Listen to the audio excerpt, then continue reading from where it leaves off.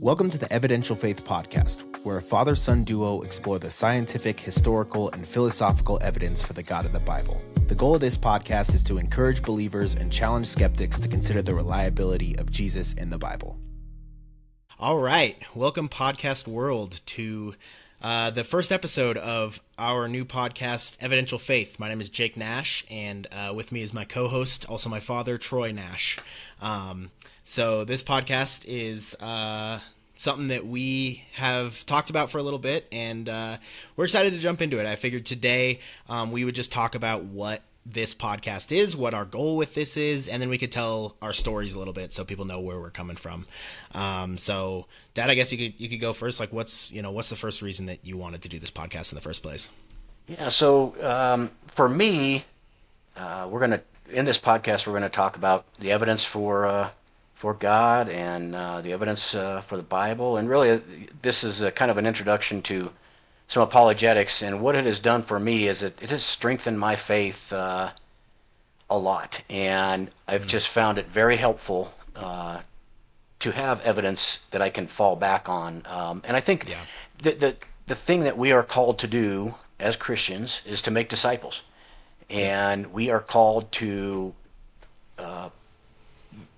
bring the faith to others. And I think it's important that for both believers and skeptics alike, that they have evidence behind their faith that they can fall back on when times get tough or when things are challenging in their lives. And so that has certainly helped me. And so it's something that we're looking forward to sharing what we have learned along the way. And we're by no means expert in all these topics, but we're going to have fun, and we'll share what we have learned, and hopefully it will help some of you along the way. So. Yeah, totally. The first thing I like what you said about making disciples. It's it's what we're called to do as Christians. We're not called to have this upward faith, which we are. It's a relationship with Jesus and God, and but we're also called to share that with other people. I mean, at the end of the book of Matthew, Matthew 28:18-20, Jesus says, "All authority on heaven and earth has been given to me. Go therefore and make disciples of all nations, baptizing them in the name of the Father and the Son and the Holy Spirit, teaching them to observe all that we have commanded you. And behold, I am with you always to the end of the age." And I think that I have been victim of thinking that making disciples is just going and getting a conversion or giving somebody the opportunity to accept Christ, and then you say, "Awesome, you're saved. Like, see you later." And that's great. I've had that. I've had people come to Christ on the beach or in a grocery store or whatever. But really, what we're called to do is to share the gospel and then make disciples, teach people what we know to be true, and that's kind of our whole goal is to teach others about Jesus and show them how to follow him. The other thing that that goes along with that is that Jesus says that the greatest commandment is to love your God with all your heart, with all your soul, with all your mind, and with all your strength.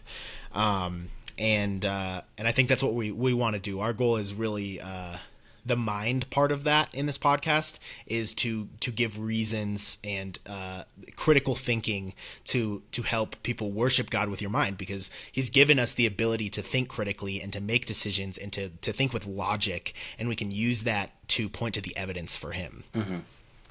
Yeah, I think so many people think that to be a Christian and to believe in God, believe in the Bible is blind faith, that you have to that there is no evidence, that you just have to believe blindly, right?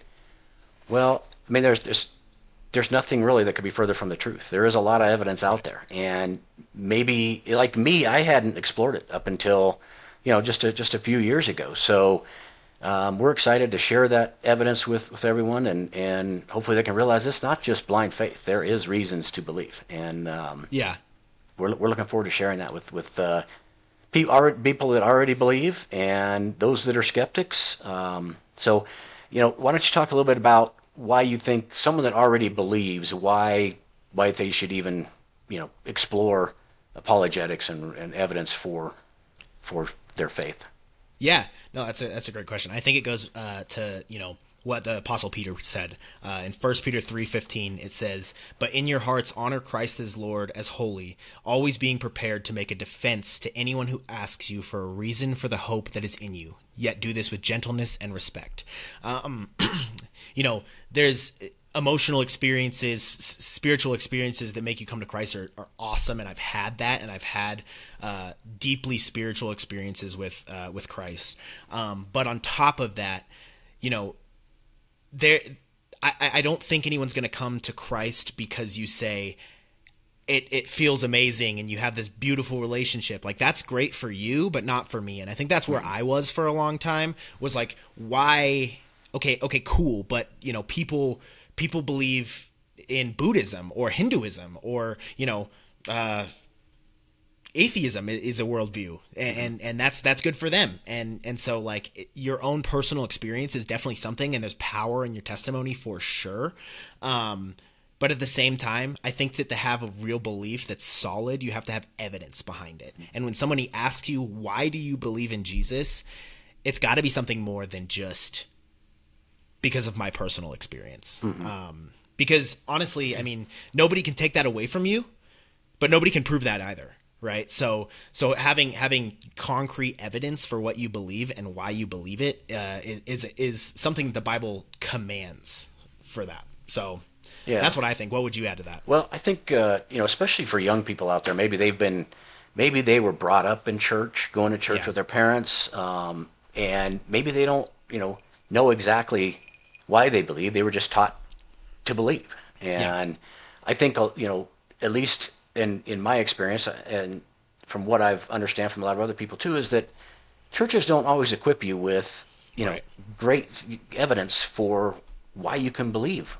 Right. So what happens is, I think a lot of young people in high school and especially in college, they go off on their own, and all these worldly temptations start hitting them, and they may be faced with professors that have completely different worldviews, and other students that have completely different worldviews, and pretty soon they don't have a solid foundation of evidence to why they believe what they believe, and so they lose their faith pretty easily. So I think it's really critical for young people to really have a good solid foundation in the evidence. So.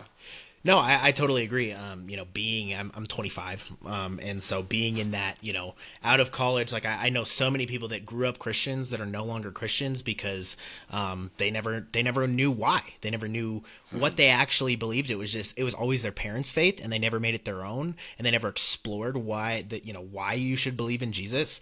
And so. Yeah, I know countless people that, grew up Christian or, would even honestly call themselves Christians today. Because it's like, oh, well, that's, my family goes to church on Christmas and Easter. And so, yeah, I'm a Christian, but they don't really know what that means or don't live it out. And so, yeah, equipping believers and showing people the evidence behind Jesus. There's a book called The Evidence That Demands a Verdict.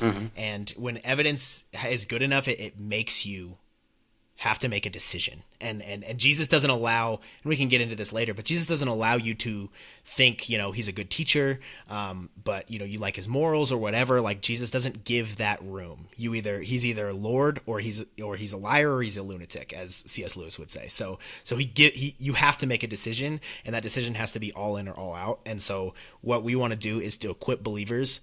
And I think that is going to help you, because everybody has doubts. Right. You always go through doubting seasons.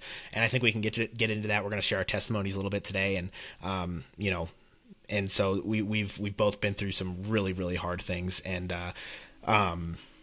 you can shake your faith in that. It can also make your faith. And, but knowing that there's evidence for what you believe, even when it doesn't feel true, you can know that it's true, right? Because God is more than a feeling. And we want that for people, because if you have this big, grandiose feeling when you come to Christ, and then that feeling fades, what do you fall back on? You have to fall back on the evidence that Jesus is who he says he is. And so supplying that evidence to renew your mind, as Paul says in Romans 12, constantly, that this is true, this is truth, and there's evidence for that. has grown our faith, and I think it's going to grow other people's faith. Yeah, for sure. So the last part we kind of mentioned is challenging skeptics. Like what does that mean to you, and why do you think that's important? Yeah, again, I think going back to people just believe it's a blind faith. A lot of skeptics, don't believe because there's no evidence for God. It's just you have to believe it blindly, and that's just not true. I think that I think you come down in kind of one or two categories on this. You either haven't looked at the evidence, like you don't even really know there's evidence, which kind of this is where I was. I mean, I hadn't taken the time to sit down and look at any of the arguments for the existence of God, or why the Bible is reliable, on and on. I hadn't looked at any of it, honestly. I had never read the Bible. So, to come out and say, oh, I don't believe any of this, well, I mean, that's just, it was, on my part, it was just laziness. I hadn't explored it. I didn't take the time to do it. And I think a lot of people are in that same boat. They haven't really considered it and sat down and really, really thought about it. And once you start kind of looking at some of this, it's going to, and our hope is that at least it will spark some curiosity in you, that you'll at least go and explore this on your own. Jake and I are not sitting here going to say, hey, take our word for it, believe us, go out and explore it yourself. I mean, and I think when you do, you're going to have a lot of reasons to believe. So, yeah. You mentioned one of the reasons that people fall into, unbelief. I think the other one that we've talked about before is if it's deep down, there's a lot of people that say that they have, objections that are intellectual. But if you ever ask somebody, and I've talked to a lot of people this way, that they say, "Oh, I don't have enough evidence to believe that Jesus is real," or "Oh, that's been debunked," And if you ask them, okay, if you knew 100% beyond a shadow of a doubt that Christianity was true, would you become a Christian? Mm-hmm. And if they say no, then their objection is not intellectual; it's emotional. Yeah, and I think that's because Christianity, while it's free, can cost you your life. It costs you everything. You have to completely turn from the ways of the world, completely turn from your flesh, and follow the desires of God. And a lot of people don't want to do that. So they hide behind this intellectual misunderstanding or this intellectual lack of evidence, when in reality it's an emotional response or an emotional block in their heart that is keeping them from believing in Christ. And I pray for, if those are the people, like I pray that God softens their hearts. I am genuinely looking for the people who are open-minded and willing to look for truth. If you're in a search for truth, this is the podcast for you, because we're looking at truth, and it's not going to stop at Christianity. We're going to go in future into different world religions, different worldviews, and see how they stack up. Because I want to know what's true, and you want to know what's true. If Christianity was true, I want to follow that. If Islam was true, I want to follow that. They can't both be true. Yeah.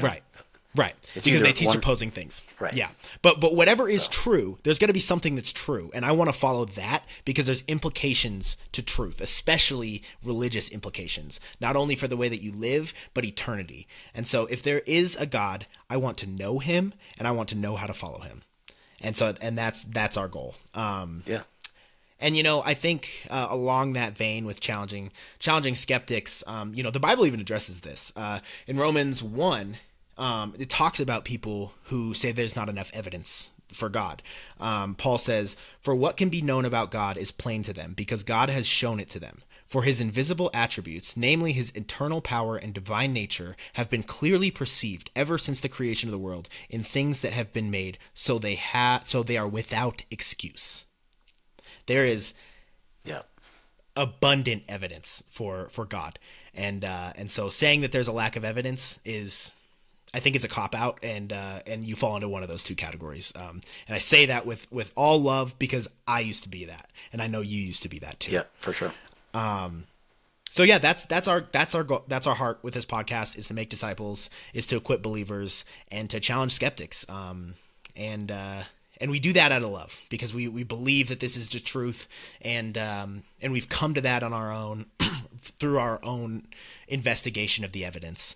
And And we want that for other people Yeah. because I want people to know the truth. So, And you and I came to it separately. We didn't come to yeah. this together. So Yeah, I mean, why don't we go into a little yeah. bit about our stories? So if you want to start, I Okay. mean, there's definitely crossover, but yeah. Yeah.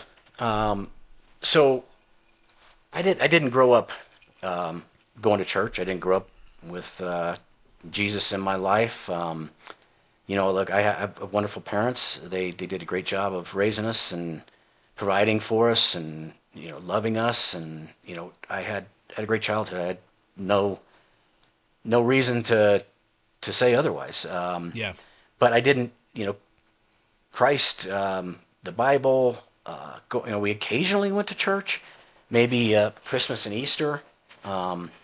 We always celebrated all the Christian holidays, Easter and Christmas, and we celebrated it as family time. But didn't grow up with it. Kind of when I was young, I kind of had a little bit of a curiosity about it. I kind of, you always think, oh, there's got to be something outside of yourself. I mean, it's got to be Yeah. something more, but never really explored it. Never, you know, I was always just, into sports and working and, girls or whatever, So Yeah. it just never really came up that much. Even as I got into college, it was more just focused on studying and partying here and there, and meeting girls, that kind of stuff. I never really thought about it that much. And then I graduated from college and met your mom Hmm. out in San Diego, and she was raised Lutheran, traditional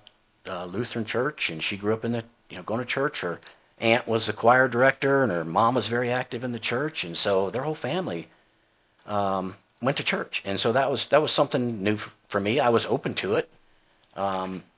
We got married at the church she grew up in, and we started going there a little bit, on a few Sundays, but we had also started a business right at the same time. So I was really focused on that and really busy with that, but occasionally go to church with mom. And to be honest, nothing ever really, it just didn't really interest me. It just didn't, it was very traditional, very, the pastor would get up and read a few scriptures, someone else would get up and read a few scriptures. It just, nothing really ever hit Yeah. home to me, and so I just kind of would sit there kind of feeling like a hypocrite, like I didn't really feel like I believed.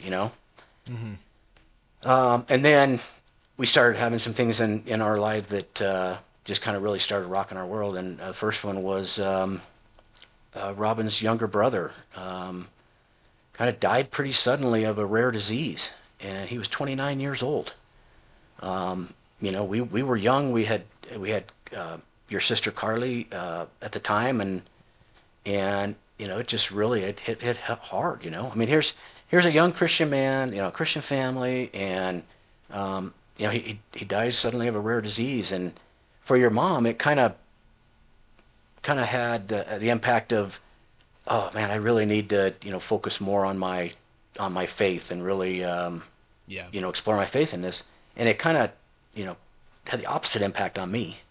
I kind of thought, well, if God is so good, how could he let a young Christian man in the prime of his life die like this? Where was God in all this?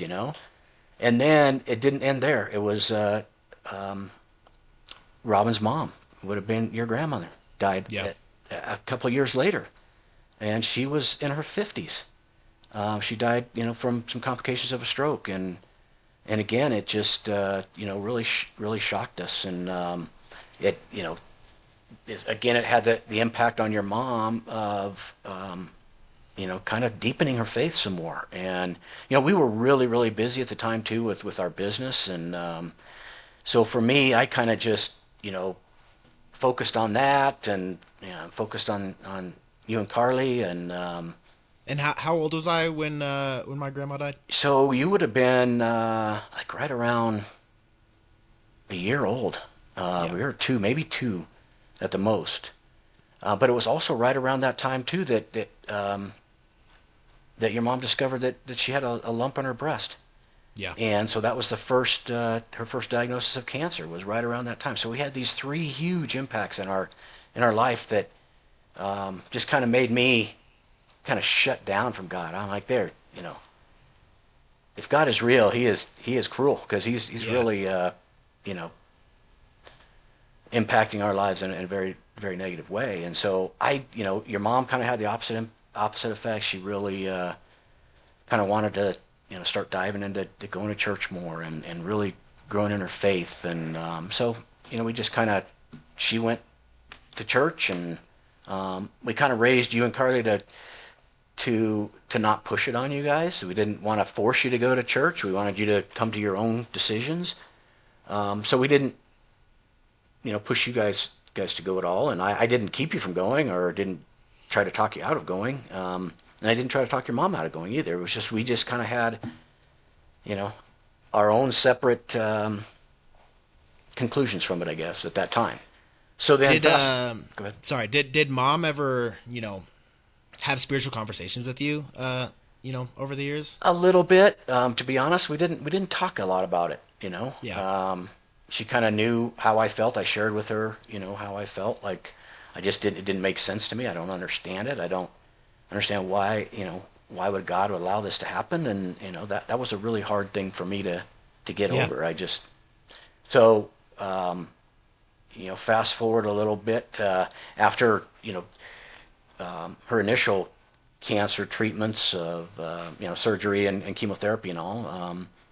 She came out of that doing really well, and for the next 11 years she was cancer free. And so we lived life. We were really involved with you and your sports, and Carly and dance, and we were running our business and just living life. Your mom would occasionally go to church, and it was something that she really enjoyed, and that was great. About 11 years went by, and she went to the doctor on a routine checkup, and they discovered some abnormal stuff in her blood work, and so they ran some tests, and sure enough, the cancer had come back. And at this point, it was stage 4. It was kind of all through several different places in her body, in her spine, and her hip, and that just that again just really rocked us. Yeah. So this again, it kind of caused me to just kind of shut down from God. Even I had already pretty much done that, but this kind of just can put another nail in that coffin. And but just had the opposite impact on your mom. She just kept she didn't lose Yeah. faith. She never lost faith through it all, and through everything she went through. So for the next 7.5-year battle with this disease, the sicker she got, the more strength she found in the Lord. And it was impressive to watch. And it was for me, I was really struggling, because it was tough. I didn't know what was going to happen. You never know how long she had. Yeah. I didn't know what kind of an impact it was going to have on you kids. I didn't know what I was going to be doing the rest of my life.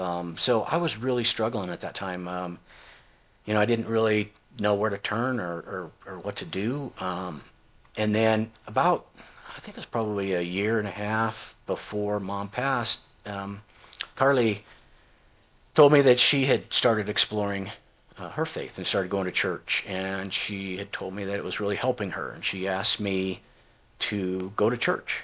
She said, just go and have an open mind. Just sit there. She said, don't go in with any expectations. Don't go in, thinking you already, have this all figured out. Just go in and listen. And so I did. I told her I would do that, and I did. And man, I'll tell you what, it was like the pastor was preaching to me.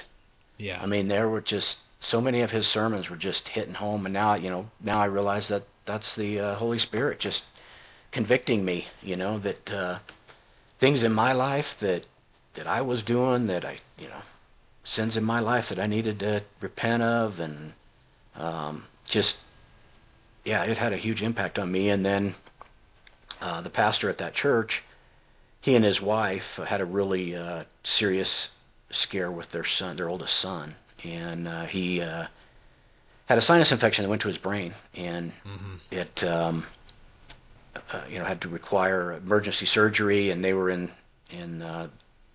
in the emergency room just praying their hearts out. And his mom said that she heard the Lord speaking to her, and that he asked her if she trusted him. And they were talking about this, and it was just a very emotional time. I mean, I remember I can't do it justice, but the way they were talking about what the Lord meant to them at that time, and how they were just drawing strength from him. Yeah, it was very emotional for me. I was I just knew at that moment, like at that time, I knew I needed that in my life. I needed Christ in my life, right? And so I kind of that day I decided that I needed Christ. I gave my life to Christ at that time, and shortly after that I got baptized for the first time in my life. I was 54 years old, and it was it was a really I don't know, I found a lot of peace in it, but at the same time I kind of had to realize that that was my heart, right? I mean, that was kind of the spiritual moment that connected me to Jesus, but now I had to wrap my mind around it. I'm like, can I really believe this, Yeah. And so that's when I started kind of diving into this whole apologetics thing, and I started reading books. One of the first books I read was called "I Don't Have Enough Faith to Be an Atheist" by Frank Turek, and I'm sorry, I don't remember the other author, but we'll bring that up. And I just started realizing that, wow, this is so fascinating. There's just so much evidence out there, and it just really kind of strengthened my whole faith that, yeah, I can believe this. This is real. This is true. And it was very eye opening, and yeah, I mean, it's given me a whole different perspective on life, and I have a lot of regrets about not coming to it sooner. Obviously, I mean, I think it would have made me a better father, a better husband, all those things. And so, I always say God meets you where you are, and but I have a lot of regrets about not coming to it sooner. So if we can help anybody out there along the way come to it a little sooner than I did, that would be great. So yeah, man, that's so encouraging. It's so cool, like to hear your side of the story, because we obviously went through the same thing, and it's just so encouraging to hear like what God did in your life. And I can tell you, you and I have always had a great relationship. I feel, and I think that baseball was a huge part of that growing up and whatnot. But man, the man that you were before Christ and the man that you are now are completely different. And the same thing for me. But it's like I have seen like the Lord completely transform you from the inside out, and just in awe of what He has done, and who you are today. Yeah. So well, thank you. I can say the same about you. I mean, you are a completely different person than before you gave your life to Christ. So yeah, thanks. Yeah, I mean, on my side of the story, growing up, like you said, we didn't really go to church. I remember like I would go with Mom every once in a while if it was Christmas or something, but I kind of just like sat through it and was like, didn't really. I was like, this is whatever for you, Mom. Like, I don't really care. But I remember when I can remember, it's one of those vivid moments where you told Carly and I that the cancer had come back, and I think I was like 12. And I didn't fully understand, but like I could see the fear in you and Mom and Carly, and I was like, oh my gosh, this is serious, and I don't really know. But even through then, like up until through high school and stuff, you would never know from my point of view. I mean, she was always, I remember she always had a chemo, and I would go with her to chemo sometimes and whatnot. But man, like the strength that the Lord gave her, no matter what she felt like, you would never know. Never know. Yeah. And it was amazing. And honestly, it kind of made me mad, if I'm going to be completely honest with you, because I was like, the more as older as I got, I was like, why aren't you afraid? Why aren't you? And I'm sure she was. I'm sure she was terrified. But she always brought that to the Lord, and He gave her strength. Looks just like He says He would do. And so I was like, man, you're delusional. You don't know what's real. This is crazy. But she was just so faithful. And I had some bad health struggles in high school, and some anxiety struggles and whatnot. And And I remember waking up in the middle of the night sometimes, and she'd be at the foot of my bed praying. And I was like, whoa, like that. I don't know what this means, but it hit me hard. And, you know, so I just continued to kind of watch her faith a little bit. And I wasn't still super interested, but I was like, man, this is really good for you, Mom. I'm happy that you have this. And then I remember when it really got bad, when you were moving me into college, and she had a hard time walking up the stairs to go to my dorm. And I was like, oh no, that was the first time I was like, this is going bad. And from there, it seemed like it just went downhill. And, as she got worse, like you said, her faith got stronger and stronger and stronger. And I went further and further and further away. And, you know, I jumped into college, and I was like, I'm going to live the college lifestyle. That's what you do. You know, I want to drink and smoke weed and hook up with girls and all the stuff. And, you know, and I was just doing that for a while. And then it was my sophomore year when Mom passed away, and that just hit me like a truck because, you know, since nobody else, you know, like she was the only person I really knew that openly loved Jesus. And so she loved me with the love of Jesus. And so when that was gone, there was this hole in my heart, and I tried to fill it with everything, you know. I tried to fill it with doing really good in school. You know, I went to engineering school. I'm an engineer now. And so like I would try to get, I became a perfectionist in everything. And so I would try to get perfect scores, but well, you get 100 on this test, guess what? So there's a test in 2 weeks. So it doesn't even matter, you know?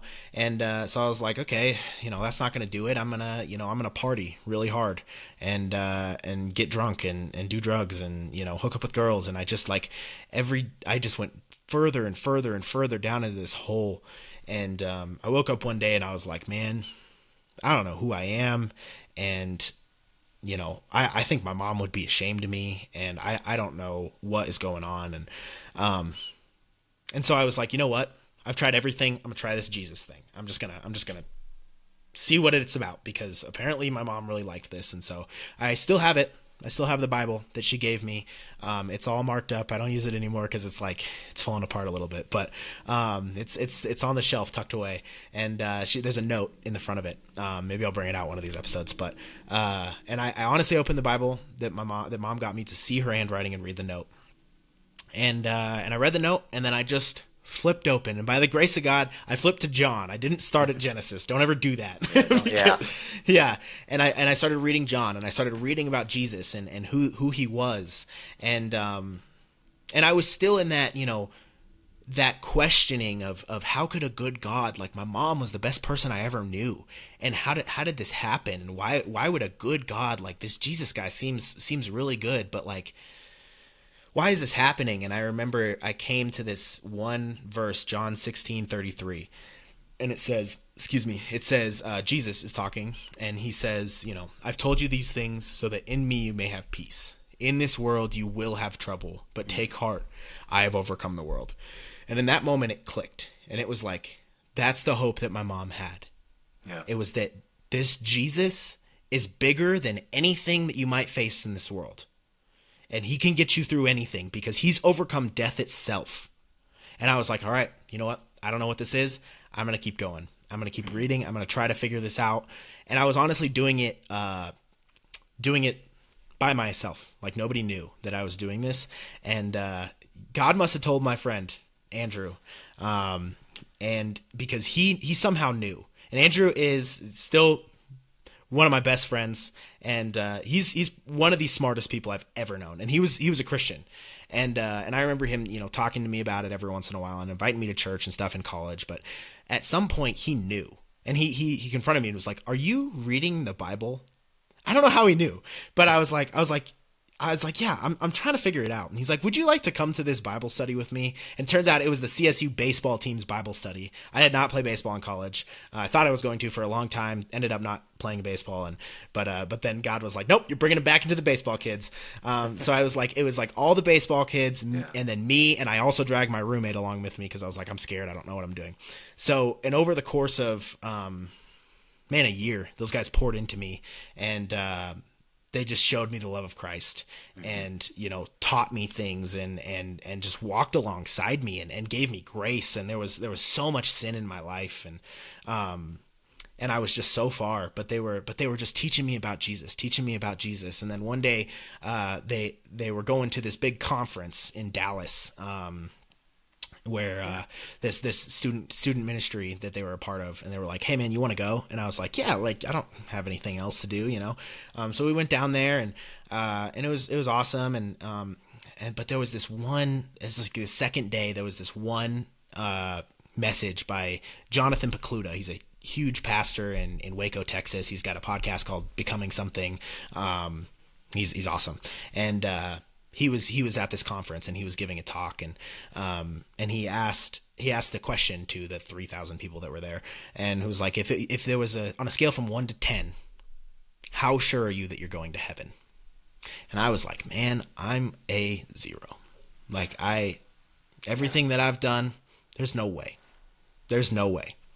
And he was like, that's the thing, is that you can never work to get up to Jesus, because to get up to God, to get up to heaven, because the standard is perfection. Mm-hmm. And the Bible says all have fallen short of the glory of God. Yeah. All have sinned. There's not a single person that hasn't sinned except for Jesus. And he's the only one. And he lived the perfect life and died on the cross so that we could cross that bridge and become in a one relationship with God.